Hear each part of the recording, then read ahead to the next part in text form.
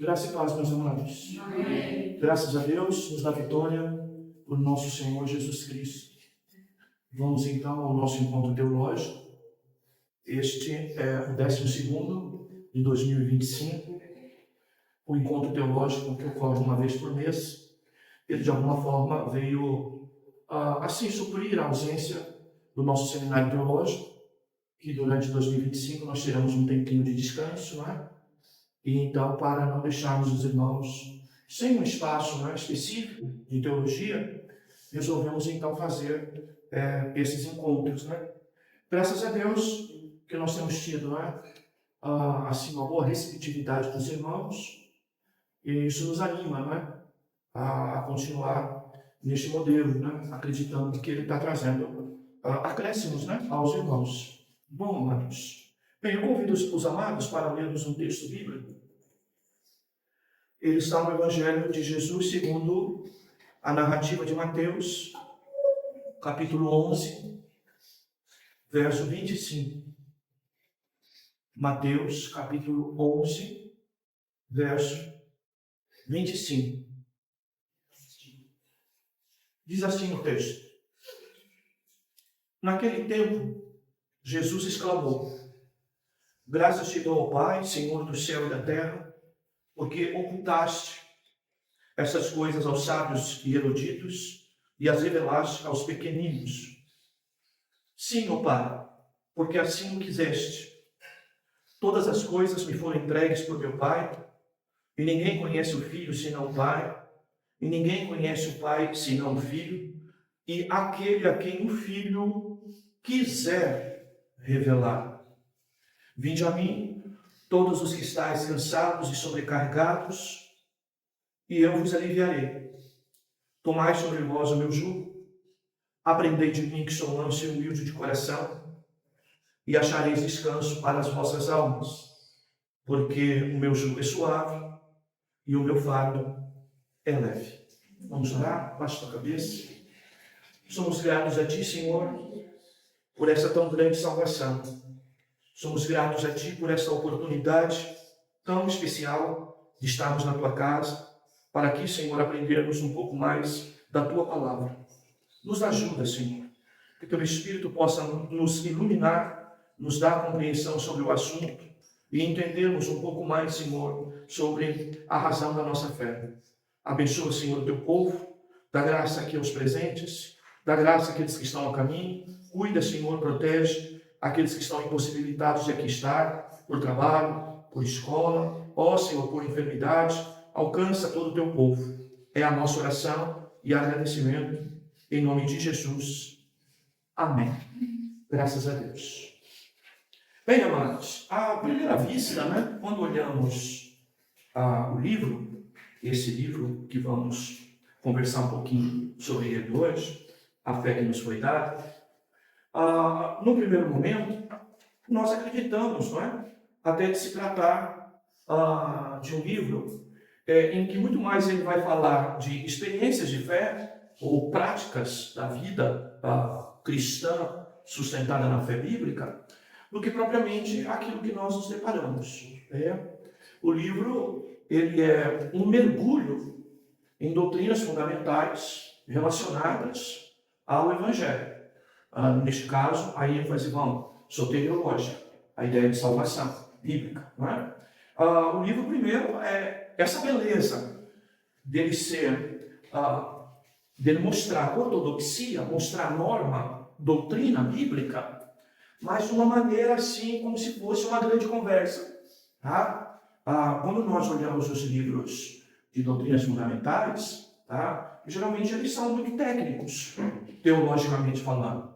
E os nossos amados irmãos que escreveram, e o Kevin aqui que organizou o livro, tem essa preocupação de transformar ele, digamos assim, num papo, numa conversa a respeito dos tratados bíblicos, da norma bíblica, das questões teológicas, das questões doutrinárias ligadas ao evangelismo, ligada ao evangelho, ligado à fé evangélica, podemos dizer assim.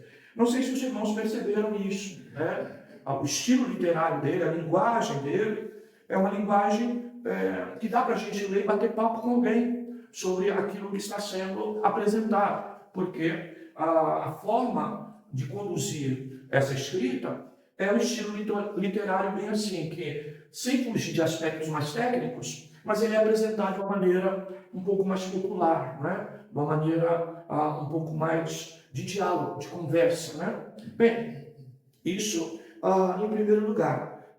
Em segundo lugar, o livro ele também se torna bastante interessante porque ele nos leva a compreender que nessa dinâmica de transformações dos pensamentos humanos, da cultura popular, das transformações que o mundo tem ao longo de toda a sua história, o Evangelho precisa de uma linguagem nova, no sentido de aprender a abordar, né, o homem do seu tempo, o homem moderno, esse homem moderno, ou esse homem pela qual nós estamos pregando, tá? De que ele precisa entender um pouco e ouvir o Evangelho numa forma em que ele tenha uma leitura compreensiva a partir até do contexto de mundo que ele está, tá? Então aqui, veja, é a ideia de um Evangelho que mantém suas bases, suas estruturas, seus fundamentos, mas que precisa ser levado. O condutor, o veículo, a linguagem pela qual eu vou direcionar ele às pessoas, eu preciso considerar, tá, o mundo em que ele vive, tá, em todos os seus aspectos. E muitas das vezes nós estamos muito, digamos, robotizados nessa forma de levar o Evangelho. E nós precisamos entender que, às vezes, ao encontrar uma pessoa até no caminho, dependendo da percepção que você tem, de escolaridade dela, de cultura dela, de origem até, de religião dela, você tem que apresentar o Evangelho de uma forma que vai em direção a tudo isso que ela já tem na cabeça dela formatada, tá? Porque senão, você às vezes começa a falar com a pessoa num mundo extremamente, assim, fora da sua realidade. E isso é importante, a gente também entender isso, tá, queridos? É mais ou menos assim, tá? Se nós sairmos aqui, vai numa grande cidade paulista e eventualmente nós chegarmos, né, numa cidade, digamos, um pouco mais de interior, né, mais sertaneja, do Nordeste do Brasil, nós precisamos entender que a nossa forma de pregar o Evangelho lá, ou de conversar sobre o Evangelho, tá, ela precisa de alguma forma ter alguma adaptação ao meio cultural e principalmente à linguagem, tá, de compreensão das pessoas que estão lá. Tá? Bem, vocês já ouviram muito falar sobre isso em missões transculturais. Tá? Mas a ideia do livro é dizer que eu não apenas tenho que me adaptar à cultura de um povo diferente. Às vezes o povo é o mesmo, tá? Às vezes o lugar é o mesmo, mas o tempo ele traz uma influência cultural em que eu preciso me adaptar a ela na apresentação deste Evangelho, tá, queridos? Então, o livro, ele também nos traz essa ideia. Bem, outra coisa importante do livro, que nós temos que considerar assim como o terceiro pano de fundo para entender o livro, é um diagnóstico que foi feito por John Piper, não é? Junto com os nossos irmãos que escreveram esses artigos que estão compilados nessa obra, não é? É que, apesar dos grandes problemas que nós temos hoje de evangelho, e esse problema não é só brasileiro, esse problema em muito é americano, até por conta da influência do evangelho americano aqui no Brasil, nas últimas décadas, nos últimos anos, tá? Principalmente quando surgiu esse conceito de cultura gospel, né? Então, o que nós vamos observar a partir desse diagnóstico de John Piper com outros escritores presentes no livro, não é?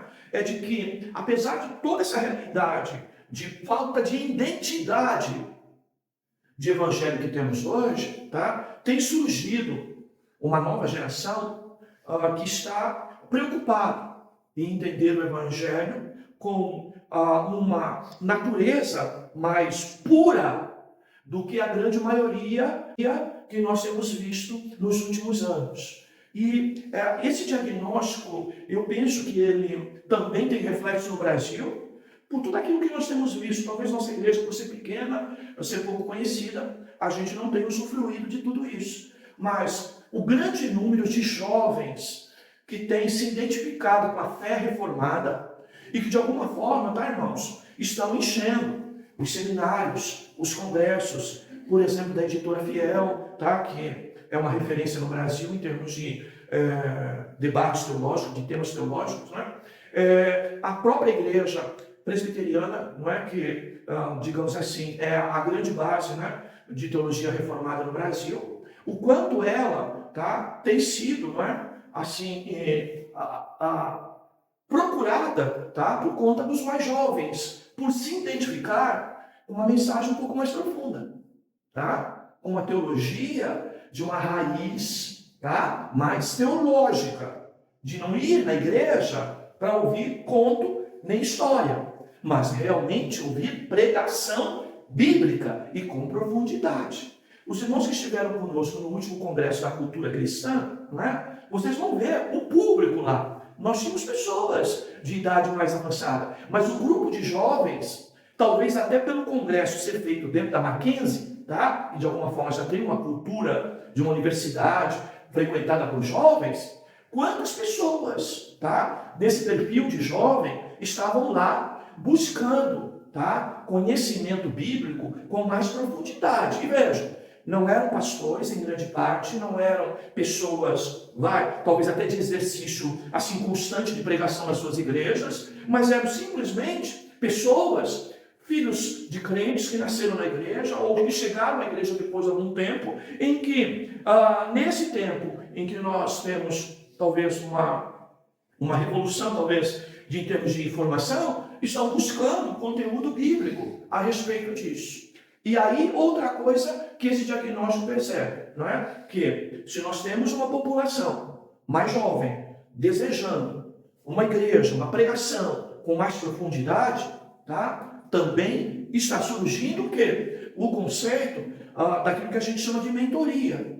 Tá? A mentoria onde os pastores com mais experiência, com estrutura de conhecimento mais profunda, eles então se apresentam agora como professores e como mestres e são então procurados por esses jovens para então aprender a respeito disso. Primeiro, o reconhecimento dos jovens de que pastores, talvez, que ele chama de sexagenário aqui, né? Dos pastores a partir de 60 anos, terem esse perfil, talvez, de dar a informação que este jovem está procurando, tá, irmãos? Isso, de alguma forma, tá, queridos, é sede de Deus, porque na época de Jesus, apesar do seu ministério ter muitos milagres, muitos sinais, você vai ver muitas expressões das pessoas dizendo que Jesus pregava com autoridade, diferente dos fariseus, e que essa então seria a razão pela qual, tá, as pessoas estavam se identificando com a pregação de Jesus. Bem, não há dúvida, irmãos, que a autoridade do Evangelho está na sua palavra, primeiro, pura, mas segundo lugar, com profundidade. Tá? A ideia do PP, pura e profunda. É isso que nós precisamos entender. E aí fica para nós, assim, uma espécie de esperança, tá? Porque no meio de um evangelho tão empobrecido, que nós temos visto nas últimas décadas, nos últimos anos, tá? Um evangelho tão empobrecido, surge então aí um público, tá?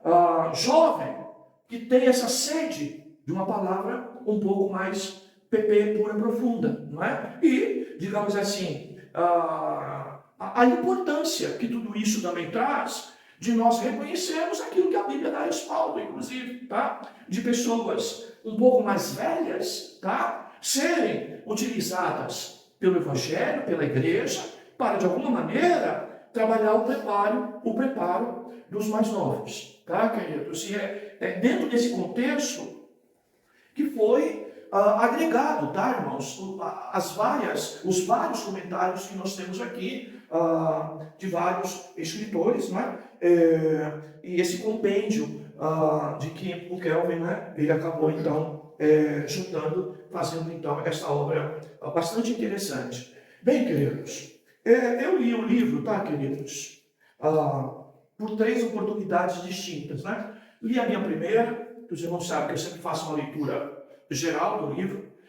Eu às vezes não me preocupo muito até em ficar na primeira leitura voltando para estabelecer assim, fundamentos mais claros, compreensão mais claras. Às vezes eu percebo até dificuldade de link, né, de elo entre um capítulo ou outro, mas eu na primeira leitura não me preocupo muito sobre isso, né? Na segunda leitura, então, já é uma leitura um pouco mais reflexiva, é uma leitura um pouco mais ponderada, uma leitura um pouco mais questionadora a respeito do livro, onde eu estabeleço pontos efetivamente de fundamentos que o livro oferece, tá? E uma outra leitura em que eu faço também no final, de maneira geral, para até entender, não é, se a minha linha de compreensão, tá, ela vai sem aqueles prejuízos que parece que como se nós estivéssemos caminhando e de repente encontrasse uma parede diante da gente e a gente tem que dar uma volta danada para continuar o percurso. E às vezes a leitura,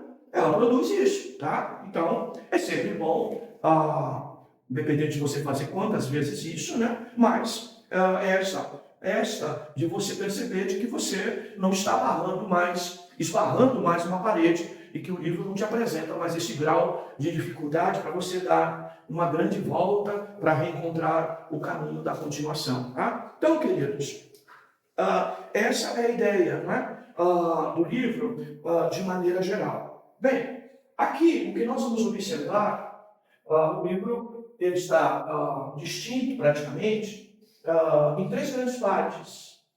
Nós podemos enxergar isso, a sua construção. A primeira construção, ela é bem de veículo, tá? Então, como eu levo esse evangelho, como esse evangelho chega até mim e como eu levo esse evangelho até um grupo, a igreja, as pessoas ou particularmente. Como que eu faço isso? A melhor forma de fazer isso. E o veículo é lógico. Eu preciso entender que não dá para separar isso. Um veículo é muito pessoal. Tá? Nós temos que entender, tá, que nós somos importantes nesse processo, no aspecto disso, de sermos o veículo. Lembra que recentemente nós ouvimos, ou melhor, lemos até um comentário, não é? No grupo da igreja, tá? Concernente, tá? Como eu saio para evangelizar, tá? Nós ouvimos isso lá no nosso grupo, tá? E vejam, tem muito a ver com isso, tá, amados? A forma como me apresento, a forma de como eu sou esse modelo de cartão de visita para alguém em que vou levar o evangelho. E isso não significa dizer apenas estar limpo, estar bem vestido, estar bem penteado, não é? Estar com uma aparência boa. Não quer dizer apenas isso, tá? Mas quer dizer exatamente de que maneira o evangelho tem alcançado a minha vida, tá? E transformado a minha vida, digamos assim, numa pessoa de procedimentos e práticas melhores, onde a pessoa vai olhar para mim e vai dizer, poxa, será que eu quero realmente a religião dessa pessoa? Será que o jeito dessa pessoa, a maneira dessa pessoa se apresentar, será que eu quero isso para mim? O que o Evangelho realmente fez por essa vida? E ela vai olhar primeiro, queridos, somos nós. Tá? O livro vai dar alguns exemplos muito interessantes. Entre eles a maneira como que eu falo de Cristo para vocês. Tá? E aí, meu irmão, você tem que acordar para essa realidade.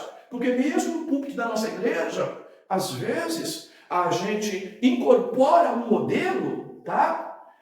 Sem entusiasmo, sem ânimo, parece que está morto. E pior, termina a palavra. Bem, é isso que eu tenho para os irmãos hoje, é isso que Deus nos deu, tá bom? É essa a mensagem. Meu Deus, se eu, pregador, termino a palavra desse jeito, como que a igreja está terminando ao final de ouvir a minha palavra? Pior do que eu. A gente precisa acordar para isso. Tá? Por quê, queridos? A primeira referência de Cristo, ao você falar para a pessoa, tá? É quem fala, que vai dar para ela. E nós precisamos acordar para isso. Tá bem? Nós precisamos entender essa realidade. E aí você vai ver o livro, vamos ao livro? Ele vai falar aí. Olha só. Ele, no tópico, capítulo 1, ele vai falar como alcançar uma geração mais jovem. Tá? Primeiro, olha lá, querido. Olha lá. Vê se você entende que às vezes não é o meu jeito apenas. Porque às vezes os irmãos pensam porque eu tenho origem pentecostal e que às vezes, talvez, eu grite um pouco mais, eu destaque um pouco mais, principalmente em pregações mais evangelísticas, que em estudo tudo bem, mas em outras pregações eu tenho um ritmo maior, eu tenho um ânimo maior, tá, queridos? Mas eu preciso entender, tá, queridos, que até para vender um produto, eu preciso apresentar ele com entusiasmo. E o Evangelho não é diferente. Tá? Eu tenho que aprender a sorrir. Eu tenho que aprender a fazer uma identidade pessoal com quem está me ouvindo.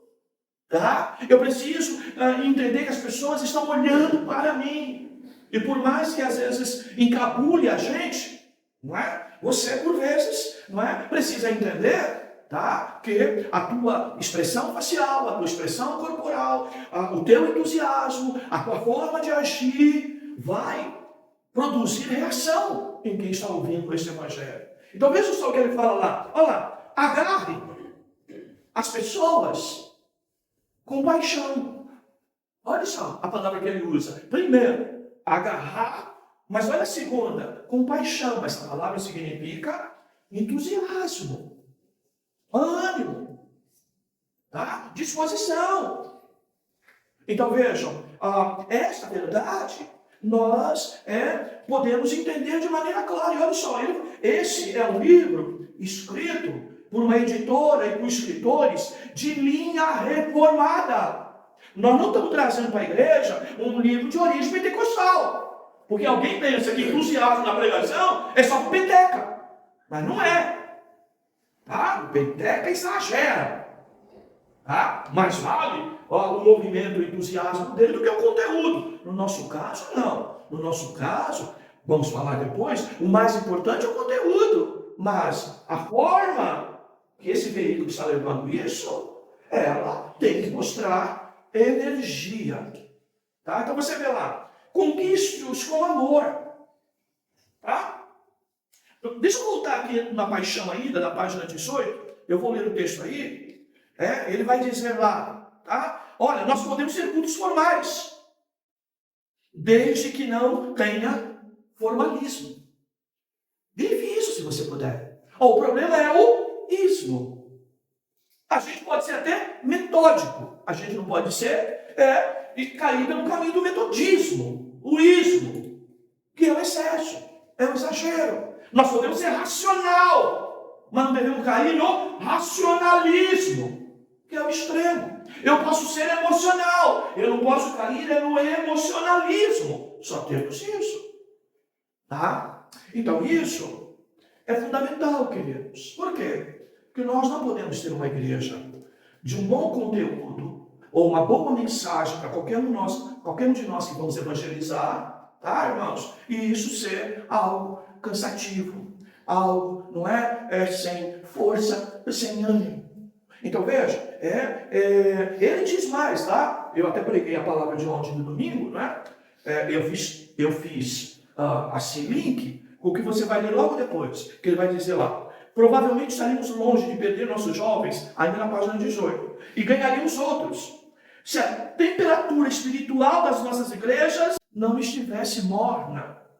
Tá? E foi daí que eu falei sobre mornidão espiritual no culto de ontem. Tá, queridos? Então veja. Outra coisa que eu sempre digo para os irmãos, vai não estar bem dentro do contexto, mas eu vou falar de assunto que está no contexto da igreja, da realidade. Tá? Aí o pregador vem pregar, ele parece pregador de fora, que ele traz uma mensagem sem link nenhum com a pregação diária e com que a igreja está envolvida. Você não acrescenta. Você abre uma outra bola de ensaio para a pessoa ficar trazendo outros tipos de pensamento, quando eu poderia agregar um tijolinho na edificação daquilo que já está sendo construído. Tá, queridos? E aqui, irmãos, não é esse papagaio do pastor. Veja, se eu não falo isso, que eu peguei do livro essa palavra, mornidão espiritual, para falar de igreja de Laodiceia ontem, você jamais perceberia. Tá, queridos? Eu estou falando de coisas que está na leitura da igreja. Ou pelo menos, não é? Foi distribuído aí 25 ou 30 livros para a igreja, não é, sobre o assunto. Então, quem lê o livro, de certa forma, está se preparando para o encontro de hoje, está antenado com essa realidade.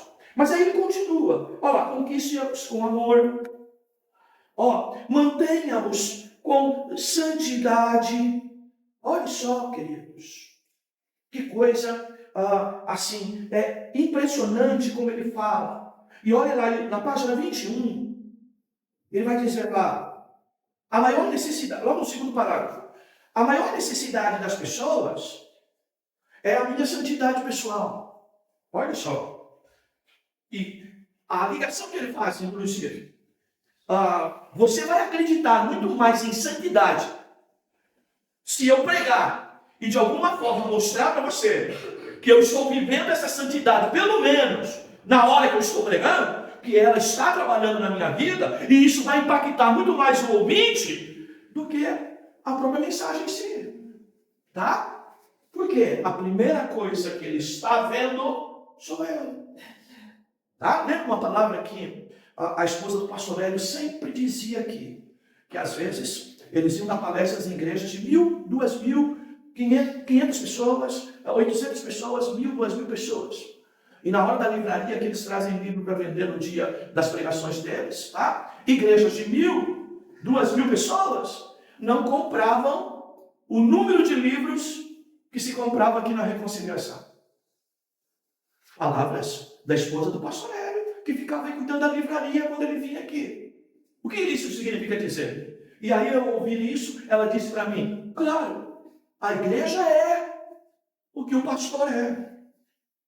E se o pastor gosta de ler, se o pastor diz que compra livro, se o pastor diz que tem uma grande biblioteca, então os irmãos vão acabar se entusiasmando com isso. É uma questão de identificação. Tá, queridos? Então veja, a gente já ouviu informações de irmãos que chegaram há pouco tempo na igreja e que estavam um pouco relapsos de leitura. E que ao chegar à igreja, estão mais espertos em relação à leitura. Tá, queridos? Isso é fundamental. E ele diz mais lá, a minha congregação, na sequência, ainda da página 21, a minha congregação precisa mais que eu seja humilde do que eu seja inteligente. Olha só. Eles precisam mais que eu seja honesto do que um líder dinâmico. Eles precisam que eu seja mais ensinável do que preciso que eu ensine a eles em conferências. Tá? Então veja, aquilo que o veículo é aquilo que um veículo de levar a palavra ele faz muito impacto na vida de quem está ouvindo.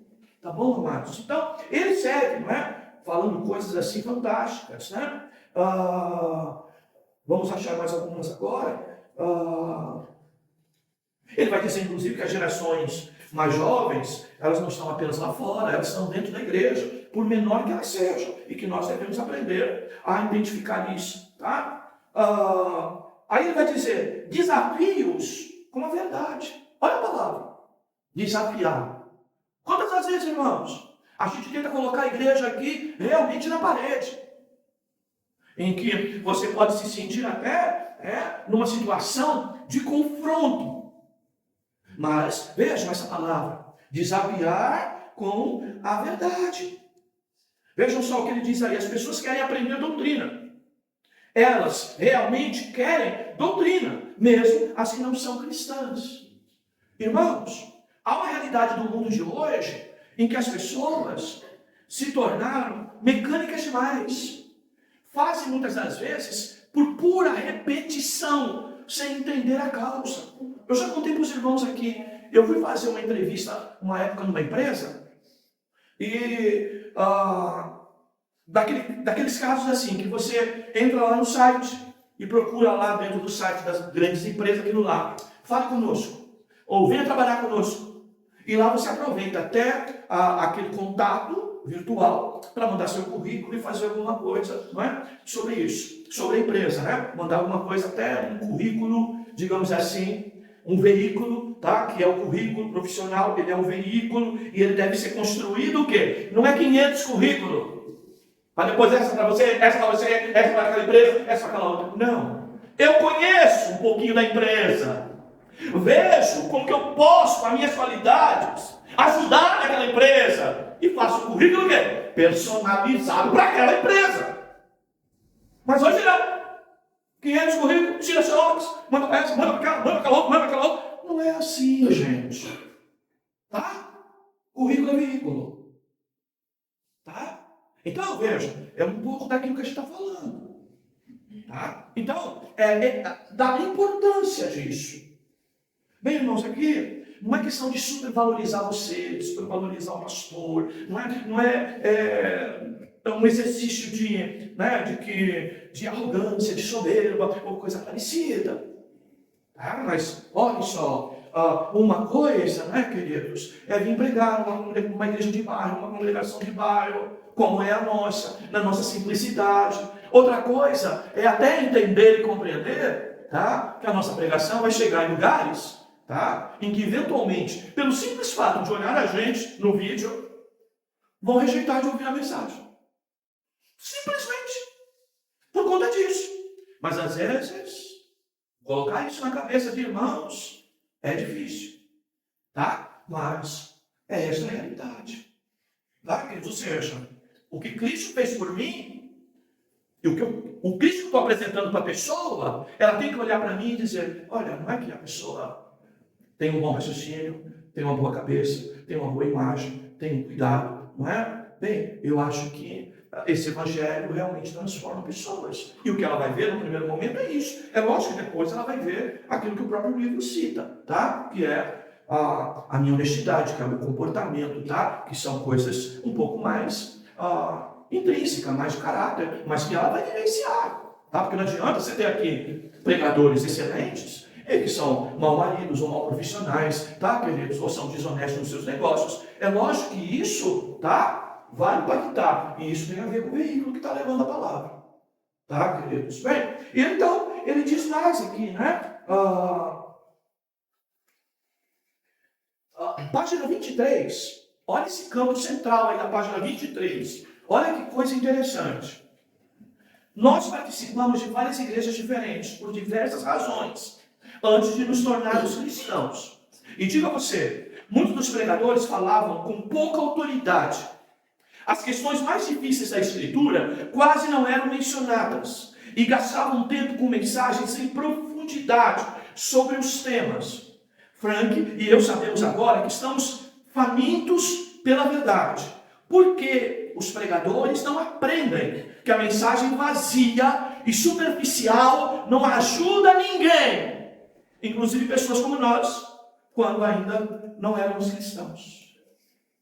Bem, isso aqui, irmãos, é um impacto para mim, viu, queridos? Por quê? Porque apesar de pensar assim, viver assim e ensinar isso, a forma como o nosso irmão coloca aqui, tá, irmãos? Ela é muito interessante porque, às vezes, aquilo que eu digo para os irmãos, tem certos auditórios que não basta você levar alguma coisa. Você precisa, como eu costumo dizer, abrir o texto, ler o texto e dizer que outras pessoas defendem aquilo que você está defendendo. Porque senão parece, como eu costumo dizer, não é? Teologia parisiana ou pedagogia parisiana, não é? Ou didática parisiana, coisa parecida. Tá? Mas isso existe uma razão, uma técnica, isso existe um fundamento, isso não é particular e pessoal do pastor, tá? E aqui você ouve isso. Então veja, irmãos, se a minha disposição é de levar uma palavra superficial, ela não atende. E é isso que a igreja, principalmente na reconciliação, tem que entender. Eu não posso mais viver no modelo de pregação superficial. Não é questão só de comparar. É uma questão de necessidade, de um tempo em que as pessoas, por vezes, estão, sabe, irmãos, desacreditadas em coisas que eu depois não consigo explicar.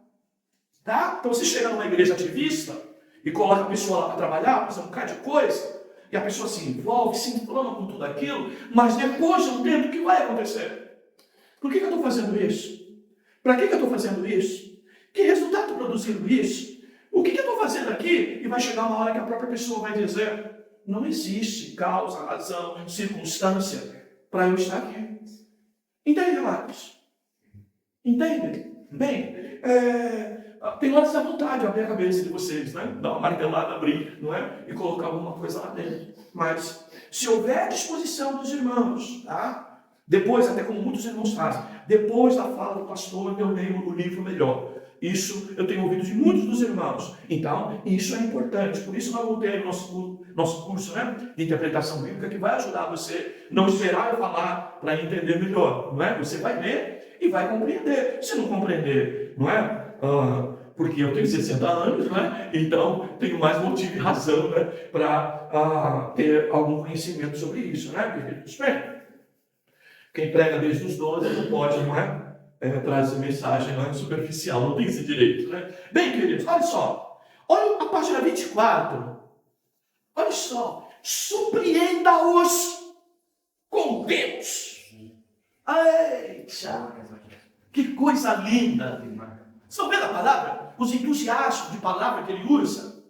Tá? Surpreenda. Sabe o que significa isso, irmão? Chegar esperando receber um, como diz muito aí hoje na linguagem, e no fim entregou quanto? 10, 20. Então, é algumas coisas aqui que às vezes ocorrem conosco. A gente vai, quem sabe hoje o irmão entrega 10, aí você vai ouvir a mensagem, entregou um, entregou menos que no culto anterior. Não. Eu preciso entender que é preciso uma alteração de curso aí. Porque senão eu vou ficar 20 anos na mesmice. E como eu disse aos irmãos, e quero que nisso vocês aprendam comigo, eu aprendo todo dia. Esse livro me ensinou muita coisa. Tá? Talvez até ontem eu não falasse com a mesma facilidade que eu estou falando para os irmãos hoje. Porque o livro me ensinou. E depois da leitura desse livro, eu acrescentei na minha vida. Tá? E principalmente de preocupação com isso e de ter a coragem de cutucar vocês de que é preciso dar uma mexida, de que é preciso sair do lugar. Por quê? Porque às vezes para não ofender, para não machucar, achando que é arrogância minha, as pessoas podem se sentir melindradas. E eu tenho como pastor, tenho que ter cuidado disso. Não é? Como dizia um pastor antigo meu, o obreiro, o cooperador, o presbítero também é ovelha. Não é? E às vezes a gente olha um cooperador nosso, não é? Como só um batalhador do dia a dia. Alguém está do nosso lado apenas cooperando. Mas você tem que lembrar que ele também é ovelha. Isso vale para o pastor também, tá? O pastor também é ovelha. O único pastor que não é ovelha é Jesus Cristo. Não é? Você não vai ler. Eu sou ovelha. Não é? No sentido de depender de alguém para cuidar. Ele é ovelha porque foi levado no sacrifício matador por nós. Mas num outro contexto. Mas uma ovelha que precisa de cuidado, precisa de atenção, ou coisa parecida, não. Porque Deus está totalmente fora dessa realidade, dessa necessidade. Olha lá, surpreenda-os com Deus. A palavra tem que impactar, queridos. A palavra tem que acordar as pessoas. Olha, queridos, e eu vou dizer para vocês, olhando de frente, tá? Muitas das vezes os meus verbos aí, não é? Não acordam a gente. Imagina você com a fala sempre no mesmo nível, não é? E aqui você não vai ouvir isso, como eu já ouvi alguns tempos atrás, já contei para vocês. Pastor, Aparício, eu só vou pregar. Mantém liderar a sua voz. Eu falo, olha, o meu cérebro ele é assim, tá? Então a minha voz também vai ser, tá? Porque o cérebro não é assim. É só você olhar, não é, queridos? A própria gravação do áudio, não é? Estampada aí no teu celular. Você vai ver, não é? A frequência, não é? Variando lá, em cima e embaixo. Mas tem gente que é assim e pior. É assim. Tá? É crítica, mas é um desejo de que a gente melhore, porque nós estamos aqui para aprender. Tá, queridos? E hoje nós somos impactados nisso. Por quê? Com tanta informação, com tanta doutrina, o que eu preciso fazer, meu irmão? Sair da acomodação. Eu preciso estar disposto a evangelizar, a pregar, a visitar, a trazer pessoas para a igreja. Eu preciso sair, não é apenas do comodismo, irmãos, é sair de um convite que não abraça. Largar isso fora de um convite que praticamente constrange a pessoa a estar aqui. Por amor, eu constranjo uma pessoa para ir pelo caminho certo. Mas eu não posso deixar a pessoa ir para o caminho errado, porque eu não quero constranger a pessoa. Tá? E para isso, precisa de energia. Tá? Bem, queridas, essa é a primeira parte do livro. Em grande parte é isso. Tá? O veículo é importante. Então, vou cuidar de mim mesmo. Tá, queridos? Essa é uma realidade que a gente tem que ter.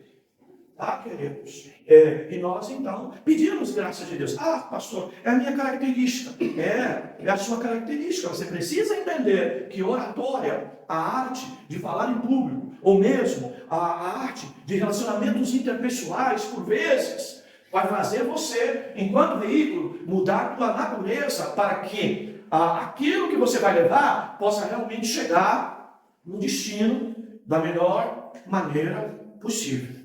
Tá? É o que eu sempre digo quando dou aula aí para as irmãs em termos de departamento infantil. A professora chega em sala de aula, crianças. Não, professor de escola infantil entra na classe, bom dia, crianças! Tudo bem? É ou não é? Por quê? Aqui tem um ser entusiasmado, com força, com autoridade, com disposição. Então vem para junto de mim.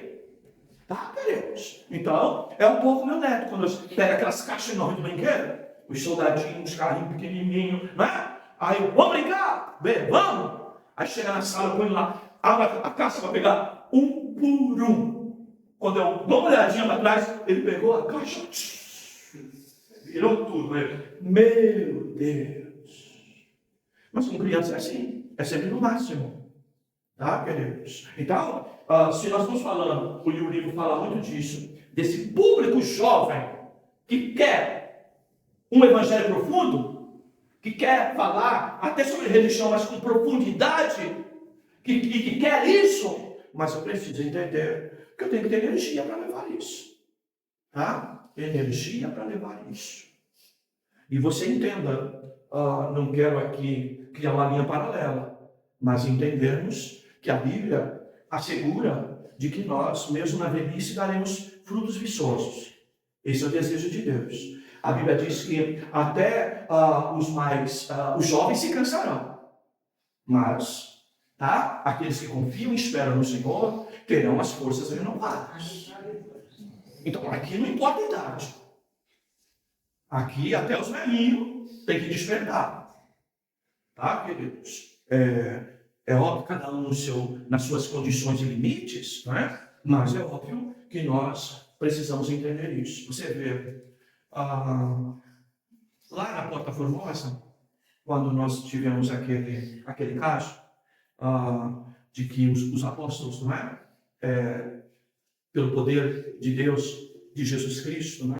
Deram vida àquele coxo, deram saúde àquele coxo. Você vai ver, queridos, o coxo, não é? Sendo levantado, tá? Tendo um lugar de apoio, mas depois você vai ver o coxo que fazendo o quê? Andando e saltando. Andando e saltando. Tá? Quem vem de coxo, tá? Male aprende a andar naquele momento. Mas ele estava andando e saltando. Andando e saltando. Agora tem 50 anos de crente e continua só andando. Só rastejando. Só devagar parando. Não vai saltar, não. Tá? Eu digo saltar espiritual. Irmãos, quem nos ouve tem duas formas de leitura, tá, queridos? Tem a racional, mas também tem a emocional. No domingo aqui, nas situações que foram tratadas dentro da nossa assembleia aqui, administrativa, tá? De receber novos irmãos, de tratar caso, coisa parecida, tá? Tem irmãos que leram, tá? A apresentação numa compreensão racional, e diz, olha, tudo aquilo nos trouxe paz, trouxe tranquilidade, tudo feito num ambiente tão gostoso, de comunhão. Nós vimos amor na voz do pastor, apesar, às vezes, de parecer uma decisão dura. A gente contemplou tudo isso. Outros não precisam me dizer nada disso. Por quê? Durante todo o processo, o que estava acontecendo? Estava soluçando no banco. Irmãos estavam chorando aqui, em soluço. Tá segurando para não chorar alto. É a leitura do irmão. Tá? Não quer dizer que ele entendeu diferente. Ele entendeu as mesmas coisas. Ele só não consegue colocar assim. Tá? Nas palavras até de irmã Valéria, né? Quando dá alguns feedback para a gente. Explicada. Mas mesmo falando de sentimentos, mas com explicação. Outros têm apenas o quê? Reações. Tá bom? Que eu vou evitar de falar para não expor ninguém, tá? Mas as reações, a Valéria pode. Né? Então, queridos, é essa a realidade. Tá, queridos? É essa a realidade. Eu digo que pode, né? Porque o pau que bate em Chico bate em Francisco, no nosso caso, né? Então, queridos, é essa a realidade. Bem, eu gastei um bom tempo nisso. Tá? Para você entender, tá? Que até quando nós saímos, ou viemos até pregar doente, com dor, não é? E isso ocorre comigo, pode ocorrer com outros irmãos, não é? Jardel às vezes mesmo, não é? Com dor de cabeça bastante pesada, etc, etc. Isso traz dificuldades de raciocínio, traz dificuldade, às vezes a fisionomia da dor, a nossa fisionomia muda um pouco, a gente fica irritado com qualquer coisa, e isso ocorre com todos nós. Mas, na hora em que vamos apresentar o Evangelho a alguém, não é fazer piada, tá? Mas é mostrar para as pessoas, tá? Que nós sabemos, como diz Paulo, viver em qualquer circunstância e, como dizer, quer na vida ou quer na morte, tá, queridos? Tudo é para a glória de Deus. Tá, queridos? Então, essa ênfase que nós temos que ter. Aí vem o irmão. Me traz a palavra hoje. Mas foi um dia tão difícil. Não, o dia foi difícil. Você pode até comunicar isso. Mas o teu jeito de apresentar a palavra não vai trazer esse tipo de coisa. Porque senão, é melhor não levantar para pregar. É melhor não levantar. Por quê? O povo vai absorver tudo isso. Tá, queridos? Então, é essa a realidade. Bem, como falamos, gastamos muito tempo nisso, mas eu penso que é a oportunidade que nós temos de falar sobre o assunto. Quem fala, tem desejo de falar, quem quer evangelizar, leia bons comentários de relações interpessoais, de oratória, não é? De arte de falar em público. Use instrumentos sobre isso, tá bom? Ou até diga o que o profeta disse. Senhor, eu não sei falar.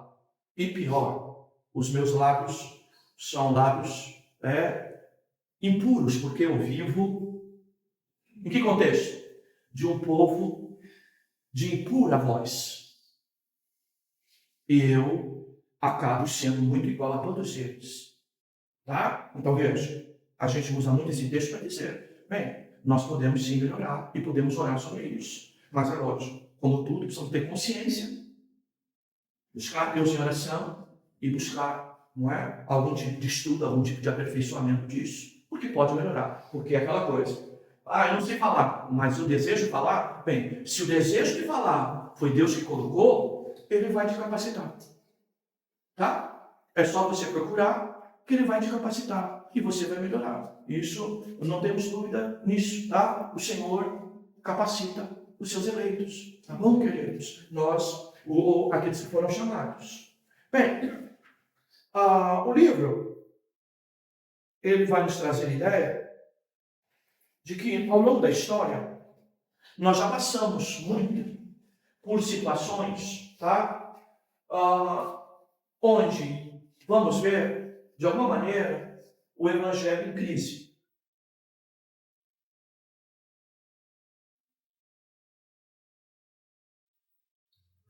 Nós teremos muitas crises. Nós temos crise na Bíblia, em que a própria palavra se perdeu dentro do templo. Né? A reforma de Josias, por exemplo, não é? Nesse tempo, a palavra estava até perdida, tá? E foi encontrada em uma circunstância simplesmente de estar reformando o templo, se encontrou um livro perdido.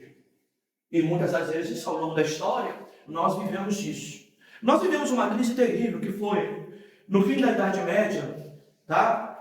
Aquele tempo do obscurantismo, a Idade das Trevas, tá? Em que a Igreja Católica Romana, ela praticamente mergulhou a Igreja e a própria pregação do Evangelho numa coisa muito escura, tá? Sem ânimo, sem força.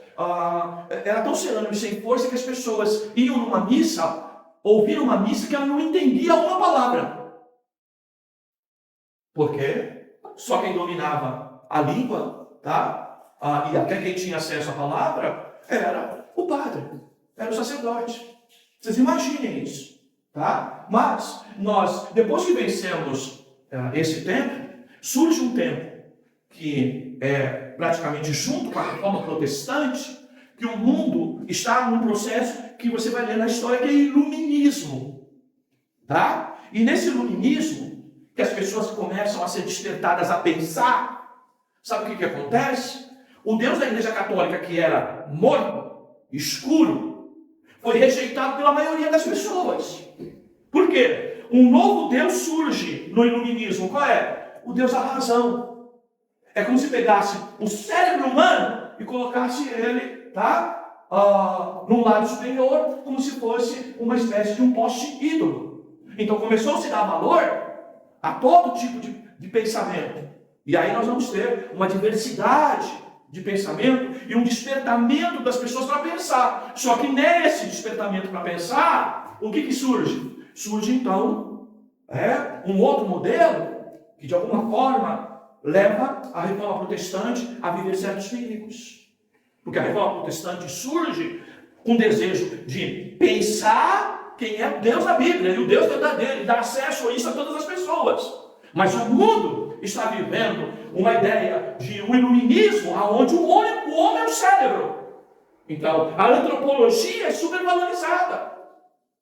E aí, nós começamos o quê? Ter grandes problemas. E é nesse contexto que surge até o liberalismo teológico.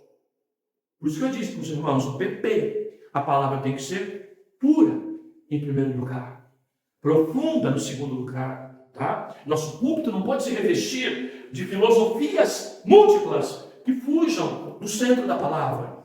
Não adianta vir aqui e falar bonito e trazer uma série de heresias.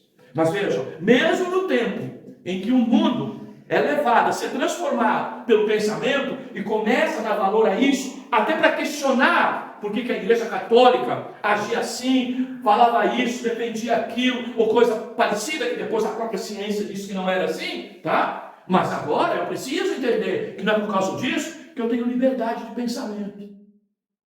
Eu preciso ter profundidade de pensamento bíblico. Tá? Mas a igreja, ela viveu tempos de crises. E aí então surge esse miolo do livro que vai falar então de ortodoxia. E vai falar o quê? Vai falar de evangelho, mas de todas as doutrinas que têm correlação direta com ela. Tá? Então, eu preciso entender evangelho e salvação. Salvação do quê? Salvação para quê? Tá? A salvação vai te tirar de onde? O que é que você precisa vencer? Não é? O que o Evangelho vai te dar de fontes para tudo isso? Aí vem conceitos do que é justificação, do que é redenção, do que é a remissão, do que é a própria ideia da salvação, o que é o novo nascimento. E aí então, nós precisamos entender isso. Então veja, não se trata apenas de um carro bom. Eu preciso então ter mercadoria boa. O produto que eu estou levando. E aqui então, eu preciso entender que eu penso e alguém que está me ouvindo pensa, alguém vai esperar argumentos sobre aquilo que eu estou falando, vai querer entender e eu vou ter que argumentar com a pessoa, apresentar razões A mais B mais C igual a D. Eu tenho que apresentar tudo isso, mas eu preciso ter um pensamento bíblico. Tá? A minha conversa tem que ser bíblica. E aí você vai ver ele falando da teologia, o conteúdo. E ele vai dizer, a pessoa precisa entender quem é Deus. Você precisa falar do Deus bíblico para ela. Tá? E mais, tá? Dizer para ela que esse Deus da Bíblia não é como ela. Não é como eu. Tá? Apesar de sermos feitos à imagem e semelhança de Deus, isso é uma relação que diz apenas algumas coisas de Deus em nós. E que nós precisamos, até pela revelação em Cristo Jesus, ser levados a entender, a incorporar, a viver. Mas Deus é bem diferente do que você é. Nós temos que parar com essa ideia, e o livro fala muito sobre isso, de apresentar, não é, para as pessoas um super-homem. Como se Deus fosse um super-homem. A ideia de Deus é bem diferente. Os conceitos lá são bem gregos, do super-homem. Porém, nós precisamos entender isso. E nós precisamos apresentar isso para as pessoas. Olha lá o que diz a página 41. Moisés observou, eu estou no segundo parágrafo da página 41. Mas Deus realmente é igual a você? É igual a mim? Aí diz, Moisés observou que ninguém há como o Senhor nosso Deus. O rei Davi disse a mesma coisa, não há semelhante a ti. O filho de Davi, Salomão, também disse, não há Deus como tu. E finalmente o próprio Deus nos diz, eu sou Deus, e não há outro semelhante a mim. Olha aqui a importância disso.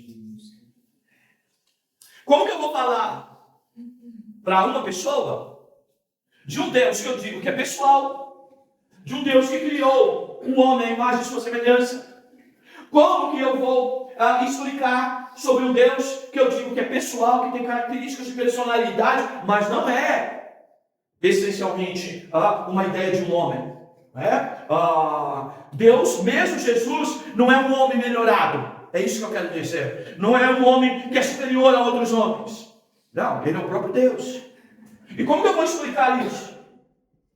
Como que eu vou explicar? Se no reino animal, no reino vegetal, no reino mineral, em todas as coisas criadas e existentes, que aquilo que eu quero apresentar para a pessoa, não existe em nenhum lugar coisa igual. Por isso que o Evangelho é revelação. E para isso, eu preciso, então, buscar até na Bíblia as formas que Deus usou para se revelar. E a que nós temos definitiva é a própria pessoa de Jesus Cristo. Ele é a imagem do Deus invisível. É o que a Bíblia define. Tá? Então veja, essa ideia passa efetivamente para você entender assim, não é fácil falar de Deus para as pessoas, hein?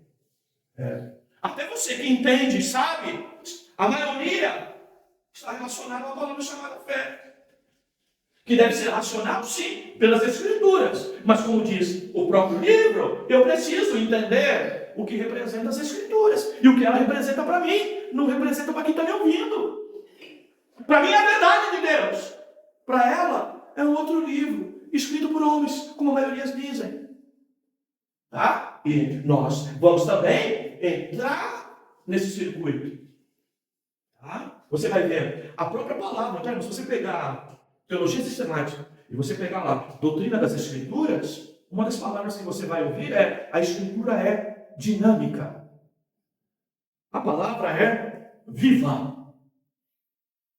Tá, queridos? É mais ou menos assim, tá? A gente está falando, a pessoa tem que ficar vendo um bocado de coisa pulando na frente dela. A palavra é vida a este ponto. Tá? Então veja, Deus. Como eu vou explicar alguém que não é nem igual a mim, nem qualquer semelhante, alguém que eu não posso explicar em laboratório, não posso buscar, né?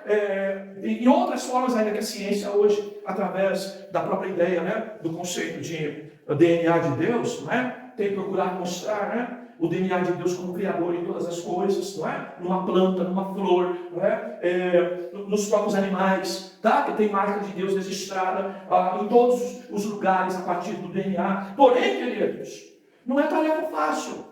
E essa tarefa vai exigir o quê? profundidade bíblica no teu conhecimento a respeito de Deus, para você falar desse Deus para a pessoa e até entender a dificuldade dela entender daquilo que para você parece ser tão fácil. E aí eu vou precisar argumentos com profundidade para fazer isso. E mesmo assim ainda vou contar de que Deus, não é? Através dessa palavra, revele fé nessa pessoa. Coloque fé nessa pessoa. Tá? Então ele vai apresentar, né? Como vocês veem aí, não é? Ele fala, tá? Da ideia do poder desse Deus, da santidade desse Deus, do amor desse Deus. Ele vai falar, inclusive, da Trindade. Tá, queridos? Ela vai falar sobre adoração, tá? E vai falar sobre o restante da teologia, relacionar a pessoa de Deus. E olha aí, irmãos, o que ele vai falar? Sobre a Escritura. A Bíblia. Eu preciso conhecer sobre a Bíblia. Sobre o quê? As próprias razões da Bíblia ter crédito. E que as pessoas não são que nem eu e você, que vão dar crédito para ela, simplesmente porque você está dizendo, mas é a Bíblia, mas é a Bíblia. Se lixe para ela, que Bíblia para mim? Estou nem aí com a tua Bíblia. Então quem vai levar você a ela se reverenciar diante da revelação que há desse Deus nas Escrituras é a tua argumentação. É o teu conteúdo. E para isso você precisa conhecer a palavra, meu irmão. Tá? E aí, ele traz, né? Essa ideia. Ele vai falar, inclusive mais, né, irmãos? Uma coisa que está muito em falta hoje. A ideia, inclusive, como que o Deus soberano que você prega não faz nada para as criancinhas que estão morrendo. Para as pessoas que estão na pobreza. Por que você é tão indiferente ao pobre? Né? Que já é basicamente o terceiro capítulo, terceira fase. Mas as pessoas vão nisso. Olha, vai falar sobre o novo nascimento. Tá, queridos? Vejam, a conversa de Jesus com Nicodemos. Sabe quem era Nicodemos? Era príncipe dos judeus. Era uma pessoa que é Nicodemos? Uma pessoa instruída, esclarecida. E quando Jesus falou de novo nascimento para ela, você vai ver o texto. O que ela fez? Cheio de interrogação. Sem entender. Então vejam, o quanto nós precisamos de conhecimento bíblico aqui. Tá? Independência de Deus. A própria justificação aí no capítulo 7.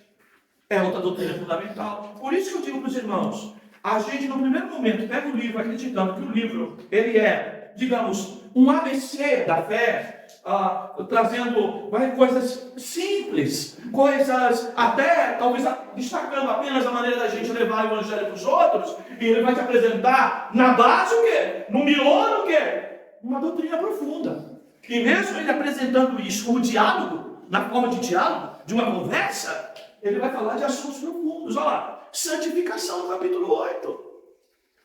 Tá? E como que eu saio para pregar, eu saio para evangelizar, sem debruçar nisso?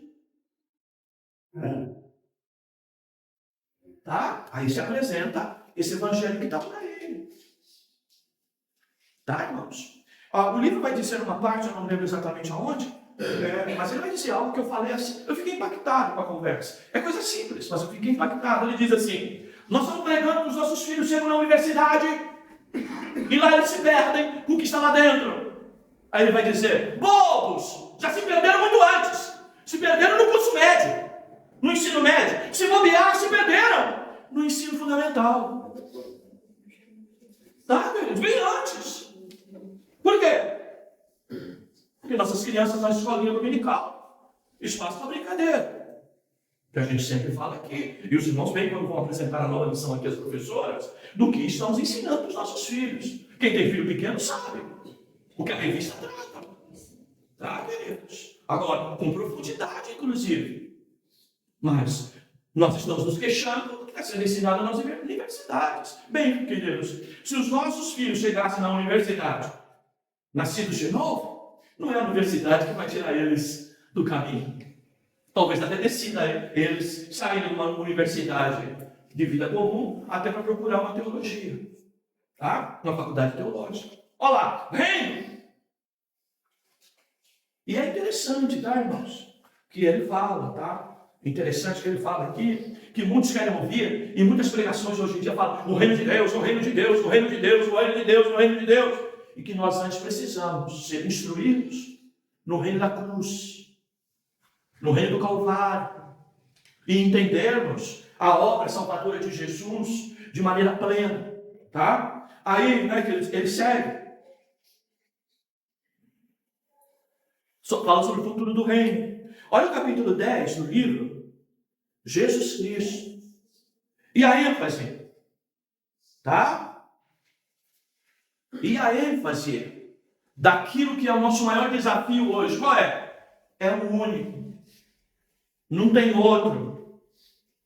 Por mais belo que pareça. E ele vai abrir um espaço dentro da própria doutrina evangélica, falando sobre exclusivismo e inclusivismo. E que tem muitas igrejas hoje aí, e muitos pregadores, e muitos evangelizadores, levando o evangelho o quê? Inclusivo. E olha o que ele explica aí, na página 117. Confere aí. Eu estou lá numa opção mais tentadora.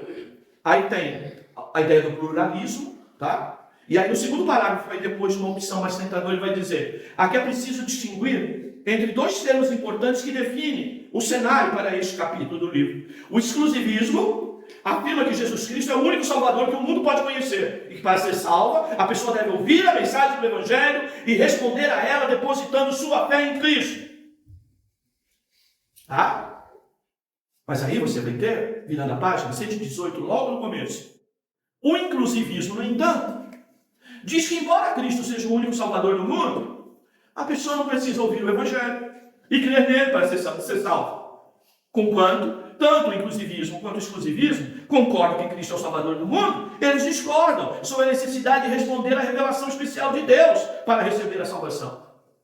Os inclusivistas afirmam que colocar a fé em Cristo é a melhor maneira de honrar a Deus e receber o benefício do que Cristo realizou. Mas eles dizem, mas isso não é o único caminho. Olhem só. Olhem só. Então o que nós estamos vendo aqui? Nós estamos vendo, tá? De que não precisa haver resposta à pregação do Evangelho. Vocês viram aqui no domingo. Vocês viram lá em Atos dos Apóstolos as duas realidades repetidas. Vimos em Cornélio, vimos no eunuco, tá? Que apesar deles de alguma maneira serem bem aceitos pela comunidade religiosa, até ter algum tipo de ritual religioso ou coisa parecida, o que Deus faz? Manda alguém para pregar o Evangelho a eles, para que eles respondam em relação à pregação do Evangelho. E nós somos assim, exclusivistas. Nós podemos até crer no trabalho de Deus que nós não vimos e que nós, às vezes, não participamos da vida da pessoa como um todo. Mas nós, veículos de Deus, precisamos entender que é preciso pregar Cristo, esse crucificado, e a pessoa então crê que o Senhor Deus o ressuscitou dos mortos, que Ele morreu por nós, Deus o ressuscitou dos mortos, e que esta é a grande palavra de salvação. Tá, queridos? Do tipo, não vou falar mais de Cristo, né? Deus que trabalha, Deus que faça. Opa! Não. Vou orar, de repente não é pelo meu veículo que a pessoa vai dar ouvido e receber a pregação do Evangelho. Mas por alguém, Deus vai usar para fazer isso. Aí sim. Aí sim. Aí sim. Mas você vê que dentro do Evangelho, maneiras diferentes de pensar até sobre salvação. E nós precisamos o que, irmãos? Está certo disso. Por quê? É essa convicção que vai levar esse veículo a levar essa pessoa e produzir até uma relação de entusiasmo com ela, para que ela possa, tá, irmãos, ter entusiasmo cerebral para entender as coisas. Porque o cérebro também precisa de estímulo. Por que você começa a ler um livro e cansa? Porque às vezes você não tem estímulo. Tá, queridos? E nós precisamos encontrar essa realidade. Tá? O texto aqui também, que ele trabalha alguma coisa do movimento puritano, muito legal, do tipo: o irmão se despedindo da esposa pela manhã: oi, querida, bom dia, querida, tenha um bom dia, estou indo trabalhar, que Deus te abençoe. E a esposa vai dizer para ele: vai firme, missionário. Vai nessa força, missionário. Deus te abençoe, missionário. Mas ele está indo trabalhar na padaria. Ele está indo trabalhar na panificação. Ele está indo trabalhar na siderurgia. Ele está indo trabalhar no porto. Mas qual é a conversa? Aonde eu vou? Aonde eu estou? Eu sou um veículo de Deus. Então, lá no meu trabalho, eu sou missionário. Lá no meu trabalho, é um campo para eu anunciar Cristo. Eu não preciso ser enviado exclusivamente para a Europa, não é? Para o Canadá, para os Estados Unidos. Canadá, inclusive, né, que hoje tivemos a notícia, né? Teve a primeira prisão de um pastor que, na sua pregação, foi contra a chamada teoria de gênero. Tá? O Canadá teve um caso concreto de prisão, sem possibilidade de fiança, tá? Para um pregador, um pastor, que estava falando sobre isso. Tá, queridos? E aí, então, nós temos o quê? Agora, para a gente encerrar, né? Aqui, que é o quê? Qual é o modus vivendi dessa pessoa? Qual é o modus pensante dessa pessoa? Tá? Ou seja, o que o mundo hoje está crendo, o que o mundo hoje está vivendo, mesmo que tenha caráter cultural. Tá? O que a pessoa hoje vai esbarrar nas nossas pregações? Linda que Jesus salva, mas aí quando ela dizer: sou homossexual, tenho atração por pessoa do mesmo sexo, como que você vai pregar esse evangelho para essa pessoa? Tá? Sem fugir da verdade, como você consegue, pelo menos, a aproximação e a atenção dessa pessoa para te ouvir? Como que você vai falar sobre isso? Como que você vai utilizar as Escrituras para falar sobre isso? Então, veja, antes da gente sair para a evangelização na rua, e às vezes algum tipo de preparo, tipo o pastor Nathanael Rinaldi, quando preparava os irmãos para sair para evangelizar, ele dizia: olha, você pode se deparar com uma seita que crê que Jesus é isso, essa é a TJ, essa é a Mormon, essa é a Adventista, essa é a Católica, essa é a Espírita, tá? E nos alertando sobre isso. Hoje você sai à rua para evangelizar, e aí quando você se depara, não é que a pessoa é adepta de seita, não é que a pessoa é adepta de um modelo desse, a pessoa incorporou dentro dela um pensamento de um contexto atual, de um modus vivendi da nossa sociedade, em que eu tenho atração por uma pessoa do mesmo sexo, tá? Isso é natural e normal, e ela, inclusive, quer levar você a dizer: que religião é essa? Que mundo é esse que vocês estão? Que a religião de vocês não se atualizou para esse tipo de coisa, para entender que isso avançou. Aí vem a conversa do René Rivitz, que ele está agora mais claro. Ele diz, inclusive, arrependido, porque tentou argumentar de que não era, que as mensagens dele não eram para trazer, dar uma ideia de legalismo bíblico ou, qual é a palavra? Não seria legalismo, seria autoridade bíblica para a prática homossexual. Ele se arrepende de ter argumentado quando alguém interpretou a palavra dele nesse sentido, e que hoje ele mais quer escancarar de que realmente é para dar inclusivismo a essas pessoas. Não, eu quero que a Bíblia, digo que a Bíblia precisa ser atualizada mesmo, porque eu preciso incluir, tá? A homoafetividade com possibilidade de ser salvo por Cristo. Eu quero incluir isso de verdade. Ele agora está falando claramente. É exegese. Então, queridos, essa realidade é que eu preciso. Aí ele diz lá: como ter essa conversa?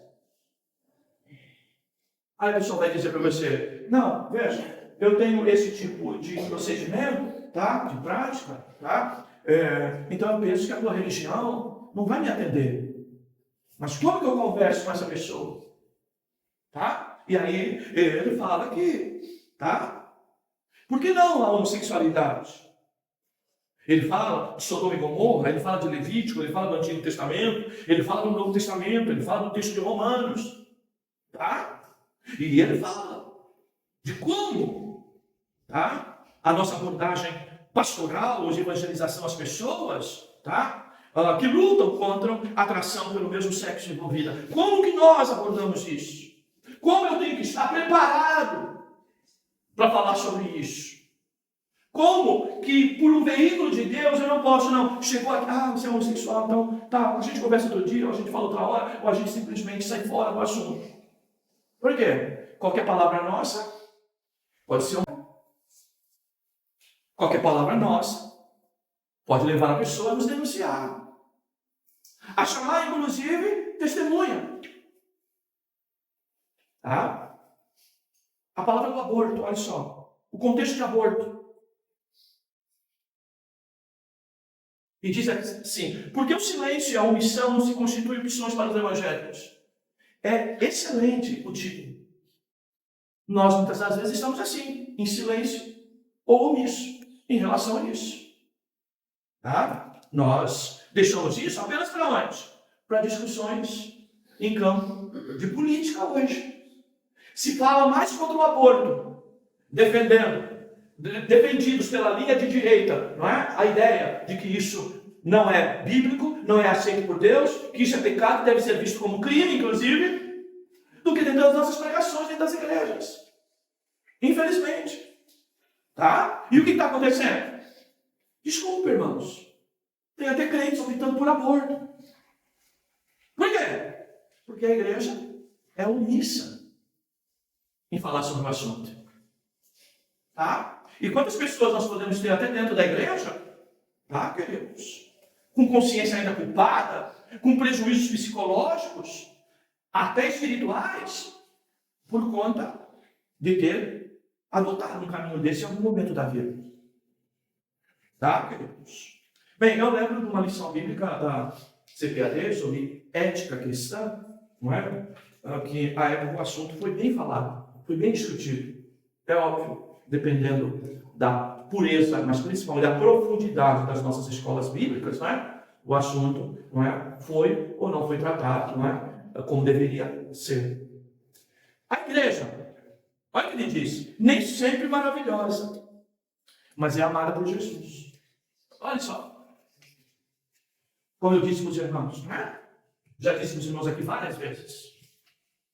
É fácil chegar aqui e fazer apologética contra movimentos sectários, outras religiões. Mas uma das áreas que mais precisa de apologética hoje é a igreja cristã evangélica. Tá? Por quê? A igreja evangélica hoje incorporou a moda, tá, queridos? Da coxa de retalhos, tá? Do monstro Frankenstein, um corpo formado por várias partes dos outros corpos, ou uma coxa que se pegou um retalho dali, um retalho de lá, um retalho de cá, e que por vezes a gente chega na igreja evangélica, e tudo que nós temos um pouco de espiritismo dentro dela, temos um pouquinho de monismo dentro dela, de panteísmo dentro dela, de idolatria dentro dela. Como que a gente trata essas coisas? Tá, queridos? E como que a gente faz? E como que a gente trabalha quando a gente encontra alguém no caminho que é desigrejado e diz que já foi magoado muito dentro da igreja, que o pastor arrebentou com ela, que a igreja talvez isso com ela. O que a gente faz? Que preparo que nós temos para falar sobre isso? Porque isso é um modelo. Qual é o modelo? De uma igreja evangélica que alcançou um nível tal que depois ela vai produzindo o quê? Algo que a igreja católica produziu. O que a igreja católica produziu? Ela estava lá em cima, no ápice, o que aconteceu? Católicos não praticantes. Você ouve até isso hoje. E hoje? Evangélico desigrejado, evangélico não praticante. Por quê?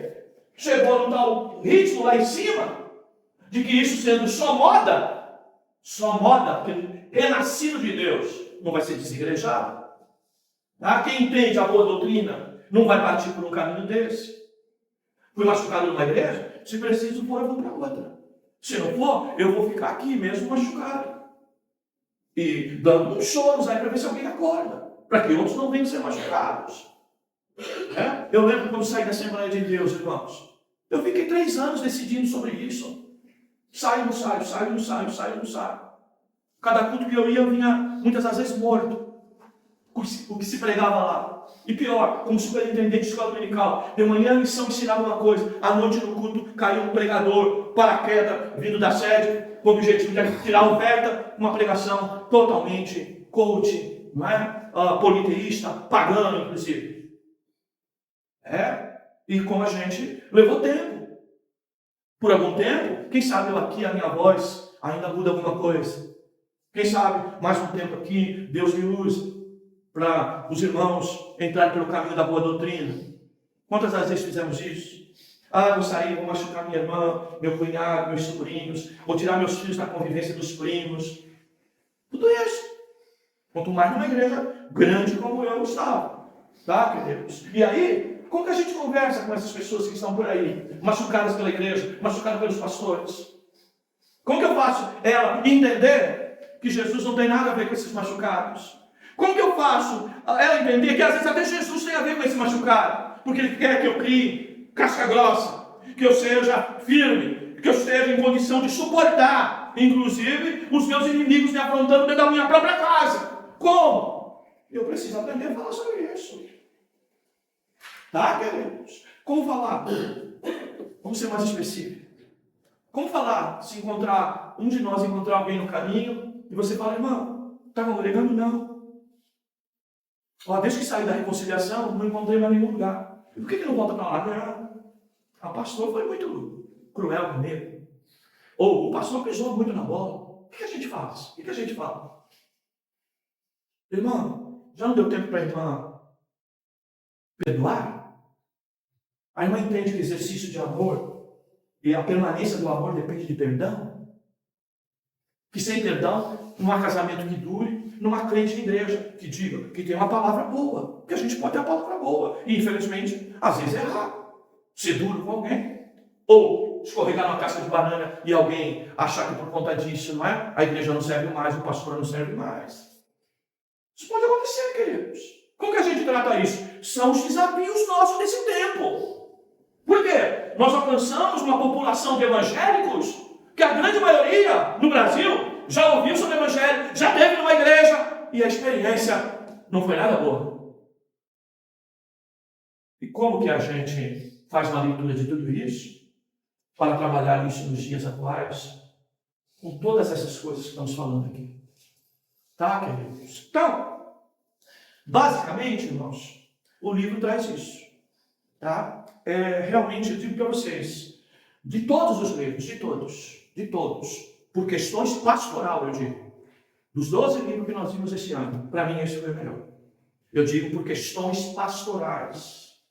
Quanto à revisão, tá? Quanto à asterisco que eu coloquei no livro, de que eu preciso rever teologia pastoral. Em uma coisa, em outra. Tá, meus amados? Então, Deus nos dê a graça. Tá, amados? Pegar uma literatura como essa mesmo, tá? E dizer, aprendi e quero praticar. À luz da Bíblia, sempre. Tá, queridos? Mas eu entender isso. Tá, meus amados? Então, eu deixo aí o convite aos irmãos, não é? Para que façam como muitos têm feito. Leia o livro agora. Se você não adquiriu, de repente é o caso até de pedir emprestado para alguém, tá? Que leu, tá? De repente é interessante. Até um bate-papo que você pode ter, que hoje a gente não vai ter oportunidade para isso, nem para ouvir um ou outro irmão, mas que você possa fazer isso. Chamar o irmão, chamar a família, vamos conversar sobre a palestra do pastor, sobre o livro, vamos conversar um pouquinho sobre isso. Tá? Você mudar a forma de se portar diante de algumas coisas no púlpito da igreja, na hora que você está pregando para alguém, na hora que você está evangelizando alguém, abordagens que você faz em certas coisas que você entende agora que você precisa reaprender, porque o mundo tem pessoas diferentes lá. Tá? Então, veículo é mais ou menos assim, né? Como a gente fazia carga para navio, né? Ou mesmo para uma grande transportadora, certo? Então, há sempre uma expressão utilizada, né? no mundo de importação e exportação, que o último a entrar é o primeiro a sair, tá? Então veja, a maneira de eu entregar alguma coisa para alguém tem muito a ver de como essa pessoa vai receber alguma coisa. Então, um navio que vai passar por vários portos, por exemplo, na Europa, tá? O primeiro porto tem que ser o quê? O último a eu colocar dentro do navio, porque ele vai ser o primeiro, então ele está na porta. Então eu vou retirar primeiro a mercadoria que eu coloquei por último ali, porque é o primeiro porto que eu vou parar. Então a minha logística tem que entender um pouco disso. E aqui é essa a ideia. A maneira com que eu entrego, a maneira com que se recebe, tem a ver com a maneira com que eu entrego. Então, para alguém receber o Evangelho, tem muito a ver a maneira como eu entrego esse Evangelho.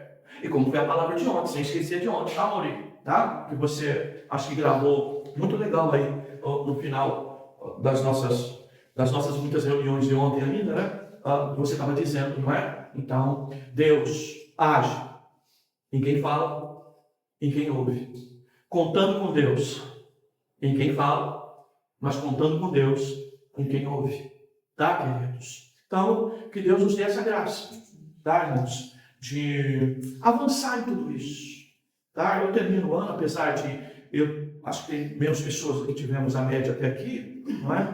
Mas eu digo aos irmãos, né, como isso foi bom, porque à medida que os irmãos recebem, tá, queridos, se acreditam que podem crescer abraçando um trabalho como esse, é a disposição que o vosso pastor vai ter do outro lado, em continuar a trazer alguma coisa.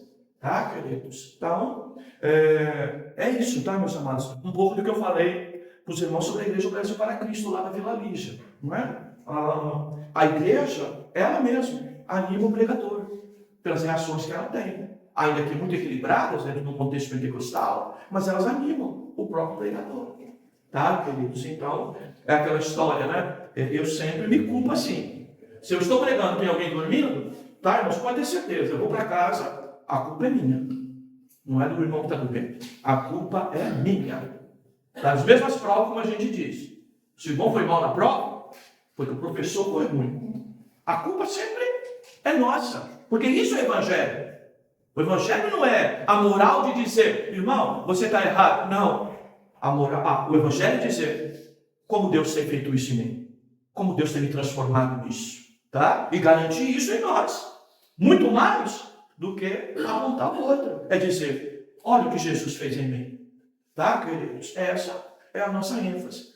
Tem que ser a nossa ênfase. Então, Deus abençoe vocês, queridos.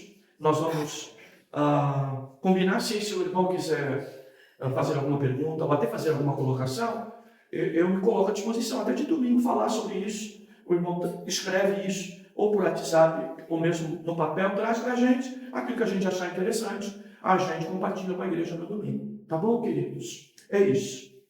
Bem, o nosso livro, então, de janeiro é Deus no Redemoinho, tá? Falando um pouquinho sobre como o amor de Deus, né, reorienta as coisas nesse mundo que aí está, tá bom? Nós já temos até data, eu deixei um pouquinho mais para o final do mês, é dia 19 de janeiro, o nosso próximo encontro. Eu coloquei um pouquinho mais adiante, para a gente superar esse tempo de férias que muitos tiram aí perto das festas, tá? E a gente não ter prejuízo, tá? Então, esse é o assunto do próximo mês. É como nós levarmos Deus no mundo que está o caos que está.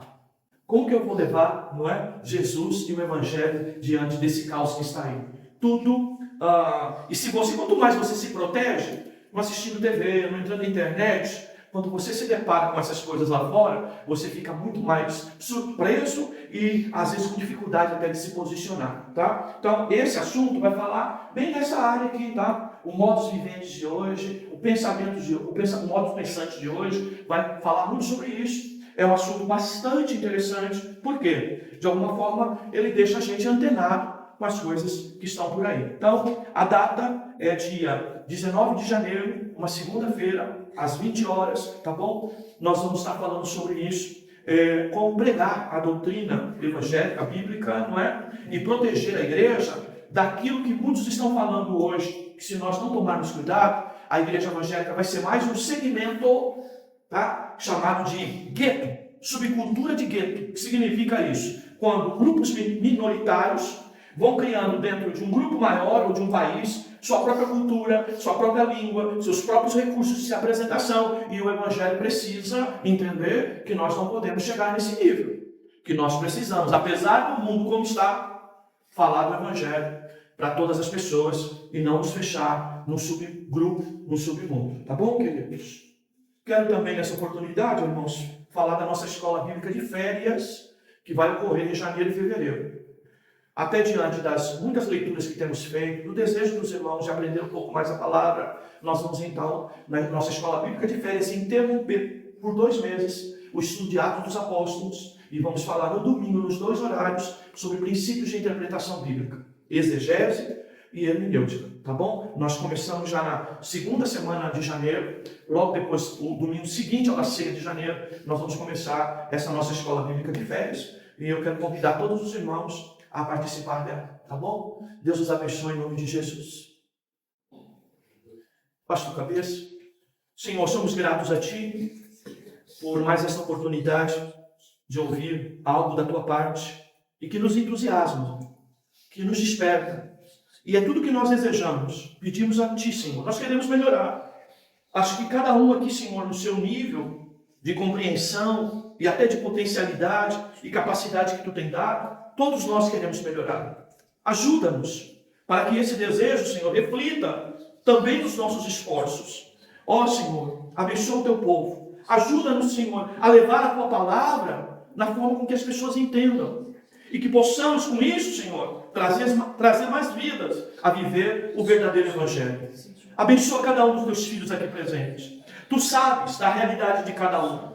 Tu sabes o campo missionário de cada um. Na família, no trabalho, na escola, com os amigos, com os colegas, com os vizinhos, dentro da própria igreja. Tu sabes o nosso campo missionário, Senhor. Ajuda-nos para que possamos tocar em corações, possamos, Senhor, despertar vidas para usufruírem das bênçãos da cruz de Cristo. Pai Santo, Pai amado, abençoa todo o Teu povo. Agora, leva-nos em paz e segurança. Que ao deitar, possamos lembrar do Salmo 4:8, que em paz me deitarei, também dormirei, porque só Tu, Senhor, fazes repousar em segurança. Que o amor de Deus, a graça de nosso Senhor Jesus Cristo, as doces consolações do Espírito Santo esteja na vida de todos, não só hoje, mas para todos sempre. Que todos confiem dizendo amém. Graças a Deus. Cumprimente seu irmão, dê um abraço nele, tome um cafezinho, pegue uma balinha.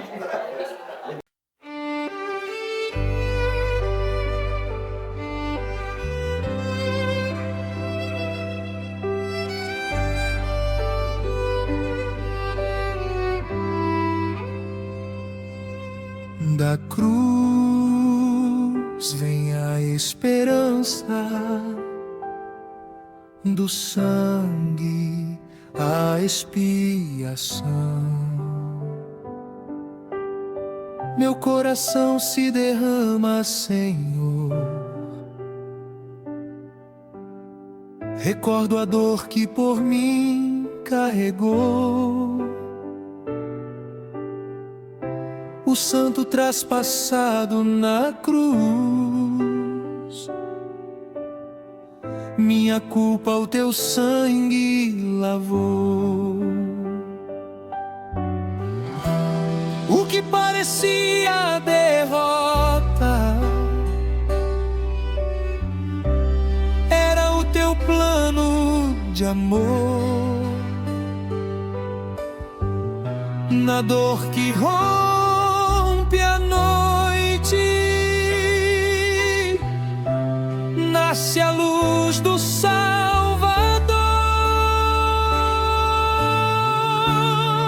Na cruz vejo graça, no túmulo vazio vitória. Jesus é quem salva, a Ele toda a glória.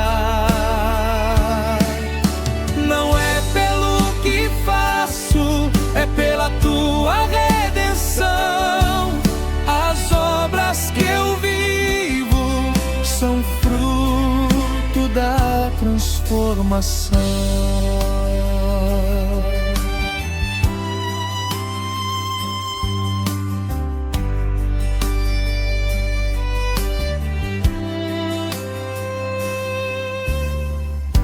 ó portas eternas, erguei-vos agora. Entra o Rei da Glória, Senhor. A morte foi vencida ao amanhecer. Ele vive, Ele reina em poder. Da cruz ao trono eterno ressurge o Filho de Deus, o Rei que foi ferido, hoje reina entre os céus.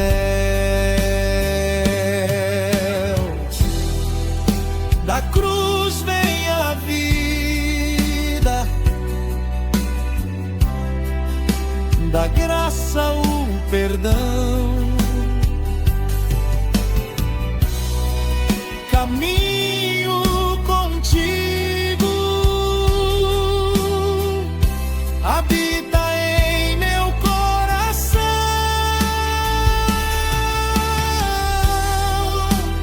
Onde Cristo reina, tudo volta a florescer. Minha vida é tua, ensina-me a te obedecer.